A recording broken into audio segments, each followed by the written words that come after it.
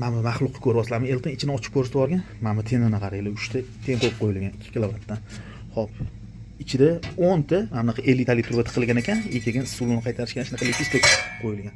Biz bu jonivorga ichiga 37 ta tiqamiz turbani. 32 talikdan 37 ta. 10 ta dona 50 talik bilan hal qilib qo'yishgan. Bu yerda KPD past, keyin gaz rasxodi ham juda ko'p. Mana mashkat yo'lni yechib olib tashab turib, o'rniga diplomat yo'lni qo'ydik. Sababi bu yerda samatok sistema shuni hisobiga diplomat yo'l ancha ekonomichniy bo'ladi. Kimdir dumaloq, kimdir to'rtburchakni maqtayapti deydi-yu, hammasini qo'yiladigan o'zini o'rni bor. Shu sistemaga qarab turib yo'llar tanlansa, xudo xolasa effektli bo'ladi.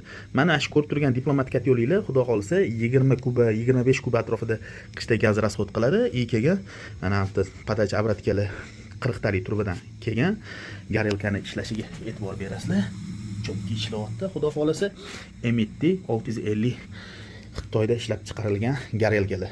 Keyin mana mamlakat yo'llar xudo xolasa mana effektini bitta ko'ringlar, Shoislom, keyin mamlakat yo'llar ham alishtirib berasan. Ungacha dimoxodlarni to'g'rilab bergan dedilar. Shuning uchun mana dimoxodlarni ko'ryapsizlar, akkuratni qilib olib chiqib ulab berganmiz. Kimga mana shunaqa ekonomichniy yo'llar kerak bo'ladigan bo'lsa, albatta To'plidomga murojaat qilinglar. Bizda bilasizlar, podключ olib borib, qo'yib, o'rnatib, yoqib, ishlatib berib, keyin hisob kitobini qilamiz.